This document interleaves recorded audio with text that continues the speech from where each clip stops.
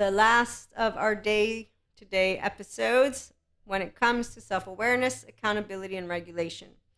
Emotionally mature, mentally mature women, men, and theys, they come together and they don't discard, they don't reject, they don't lie, they don't yell, they don't do any of the adaptive child or maladaptive child behavior. They talk. So the ones who are healing with good therapists, they know how to talk about what goes on and how to handle. The ones who know that their first 3 years of life do matter, so they're actually tending to their inner child while looking to build relationships. So the thing about when you know what you, as a sense of self, you have that clear. It means you know how your thoughts and emotions run, and then you know you share life with other people. Okay, so you don't hide the emotions, you don't hide the thoughts, you don't lead with the reactivity, you don't use your moods, you use your voice and you chit chat. Okay, so let's say I'm going through a rough moment. I'm not going to sit in silence through that rough moment. I'm going to talk to the people who I know are going to be there for me. Now, the part about when people lie to themselves, there's nothing for us to be able to do. Healthy, self-worth human beings will recognize each other because there will be a consistent communication on all accounts. There's no need to try to figure it out or not figure it out. Usually a person will explain for themselves why they have a need of time. So like when I make contact, I let people know, hey, look, I don't use WhatsApp as often because I'm busy. My 24 hours are busy. I got a lot of things to do, so I won't be answering you maybe. And if somebody doesn't understand this is something that I will not do anything about. Once I've told you once, that's it. And here's where what happens when you have ambivalent attachment. So preoccupied, okay? And here's where I've met more than just that. So I'm just going to use the term adaptive children and maladaptive children. This means human beings who don't go to therapy or don't do personal development to get their emotional shit together, okay? So the phrase that has been used, and this has happened 2 or 3 occasions, people that are my friends, I think you're doing it on purpose to keep me on hold waiting for you. I think you're playing a game of energy, of way to keep me hooked on you and or way to keep me hanging. So when people have the 1-year-old who's preoccupied and anxious because they want more of you, they can't get what they want from you, they're in this push-pull energy. And the conversation that an inner child without the grown-up in the forefront, which is why the ambivalent is what we got here, but we also have the attached cry, okay? So what we have is a emotion that is feeling like a tug of war, but they're projecting, and there's that outer critic. You're doing it on purpose. You're trying to keep me here on purpose. You're trying to put control and power over me. And this is where I'm a 44-year-old woman. I recently met a beautiful man, and he's talking about the same stuff. He's like, did not grown-ups learn about not getting anxious? And he used the word unsafe. I'm going to say it's not unsafe to me because I see so many human beings who have no emotional, mental mastery. They will twist something around so quickly. It's not even funny. It's the most, okay. What is love? Love is that I tell you how I feel and I think, and I keep walking with you. It is not hard to love. Anytime love begins to be something that is, and so relationship has some ins and outs, it's different energies, okay? Different energies, and you are either a person who's okay with that because you're comfortable being you, and you're just going to keep on doing you.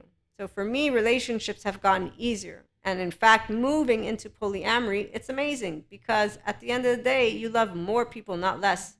And this is, we're not masochists and we're not unfaithful. People who don't understand, those of us who embody polyamory, it's because you love one person. Good for you. It's called monoamory. I knew about it when I was a teenager. And then I also knew that love stayed the same for all people. And my teenage boyfriend and his partner included, but not because I want him. In fact, no, I don't. Not even a little bit. As soon as we were broken up, a month later, I'm like, wow, this is the best gift ever. And people to this day will talk about this person. I respect her not him, even though I respect him. He's a decent person, but I'm saying I never looked at her as the person who I would say, you are the reason. You're not. No, that's shame, blame, fault, revenge game of people who have low self esteem. They don't take ownership of life and they don't know that people are people. It's a very straightforward equation. So I will respect him, of course. I already knew as kids that we were growing up. We're gonna, fool around, discover. This is something to me obvious. It had nothing to do with respect. The word respect doesn't mean anything in my book because what I have noticed is most people don't know how to respect.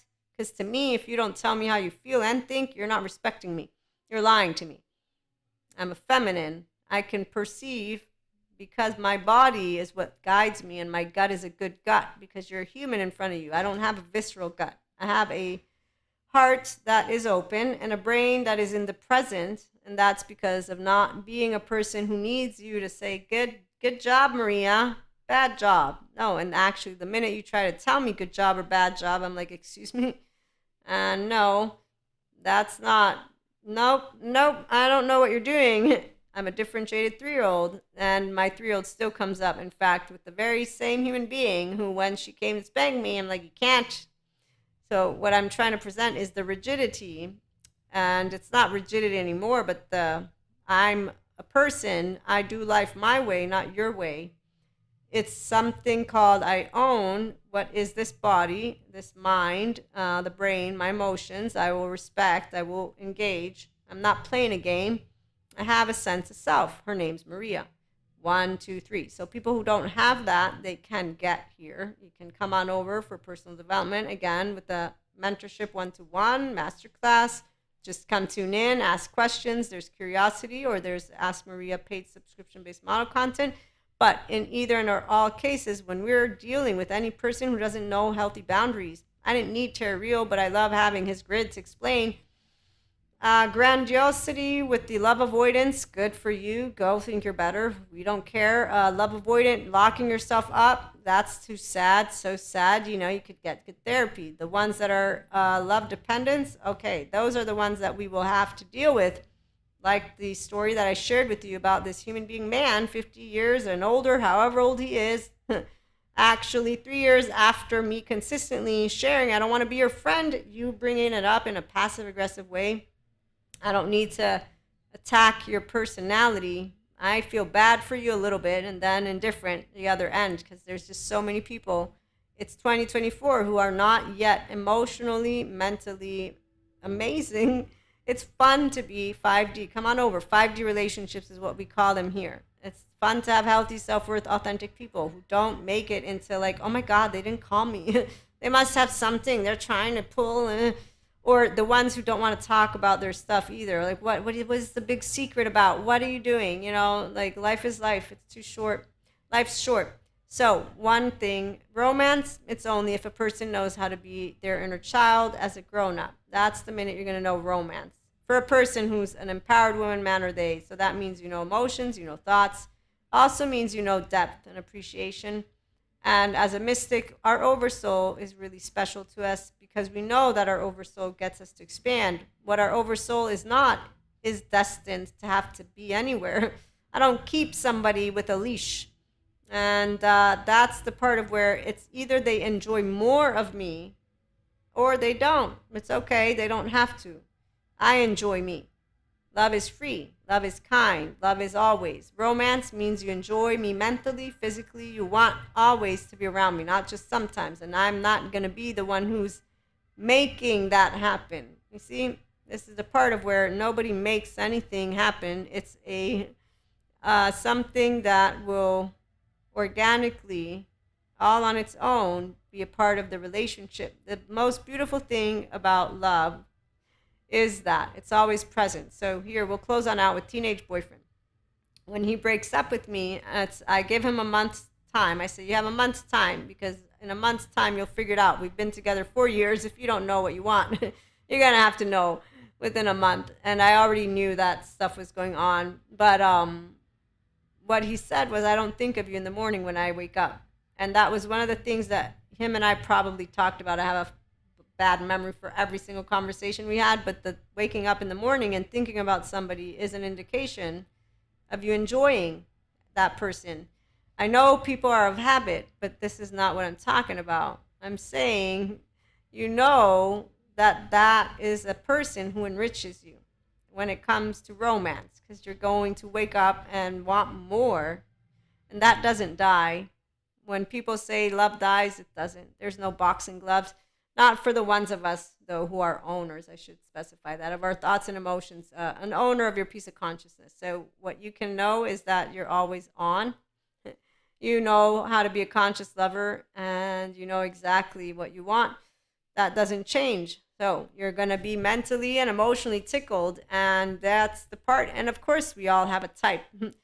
There's only something to say about that, though.